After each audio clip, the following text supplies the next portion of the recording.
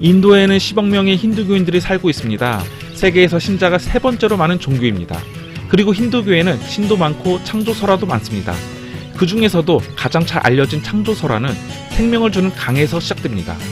겐지스 또는 강가라고 불리는 강입니다. 여기는 힌두교 세계의 중심입니다. 하늘에서 내려온 성스럽고 순수한 강. 강가는 강이자 여신이기도 합니다. 위쪽 왼손에 든 것은 순수의 상징인 연꽃입니다. 연꽃은 진흙에서 피어나지만 진흙이 한 점도 묻지 않는 깨끗한 꽃이기 때문입니다. 태초에 강가는 하늘에서 흐르는 강이었다고 합니다. 그러나 창조신인 브라마가 강가를 사로잡아 지상으로 내려보냅니다. 하지만 문제가 있었습니다. 강가는 아주 강한 힘을 지니고 있었기 때문에 지상에 내려오면 땅이 잠겨버릴 수도 있었습니다. 그래서 시바 신이 나섰습니다.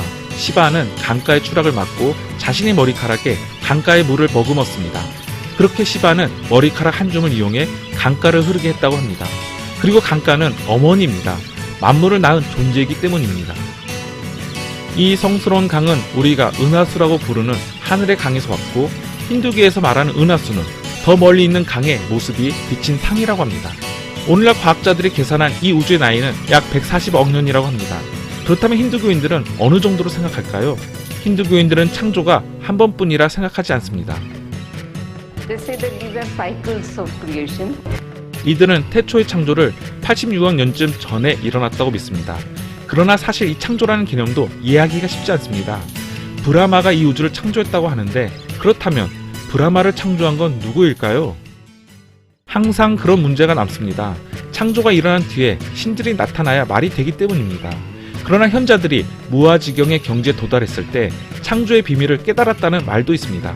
그러나 힌두 철학은 오래전에 일어난 창조의 수수께끼를 억지로 풀고자 하지 않습니다. 대신 이곳에 있게 해주고 삶을 유지하게 해주는 주변의 힘에게 감사할 것을 강조합니다. 겐지스 강도 감사의 대상입니다. 신에게 등불을 보여드린다는 힌두교의 아르티 의식은 겐지스강 기슭에서 수백 년에 걸쳐 하루도 빠짐없이 열렸습니다. 기도의 내용은 다음과 같습니다. 신이시여, 당신은 내 아버지 같은 존재이자 내 어머니 같은 존재입니다. 내 모든 존재는 당신입니다. My whole existence is You. I'm just like a shadow. 인간은 그림자와도 같습니다. 우리는 신을 담는 그릇입니다. 힌두교의 창조설에 따르면 최초의 창조 때는 신들이 아예 없었다고 합니다. 리그베다 경전의 시작에 관한 아주 훌륭한 문구가 있습니다. 처음에는 비존재도 없었고 존재도 없었다. 창조라는 개념은 인간의 이해를 뛰어넘고 인간의 지성을 초월하는 것이니 그냥 받아들이라는 것입니다. 우리는 어디서 비롯되었을까요? 낙원에서 쫓겨나 농경을 시작했던 한 남자와 여자로부터일까요? 문명을 시작하기 위해 옥수수를 심은 쌍둥이 영웅일까요? 아니면 사람들에게 생명을 부여한 거대한 강일까요? 우리의 기원에 관한 이야기들은 인류 사상 가장 오래된 이야기들입니다. 이런 공통의 이야기와 먼 기억들이 세계의 문명을 하나로 붙드는 접착제 역할을 했습니다. 물론 모두가 같은 창조 설화를 믿는 것은 아닙니다. 우리는 서로 다른 곳에서 비롯되었습니다. 하지만 서로 다른 종교를 믿는다고 해도 우리가 공유하는 한 가지 사실이 있습니다. 우리가 지금 이곳에 있다는 놀랍고도 감사한 사실 말입니다.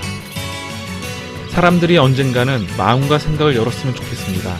신앙이 우리를 가르는 기준이 되어서는 안 될 것입니다.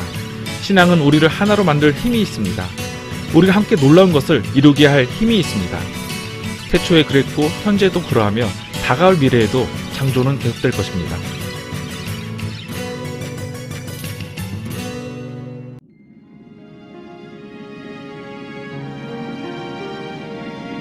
원작이 보고 싶고 원작이 궁금한 개굴 리뷰. 좋아요와 구독 잊지 마세요. 개굴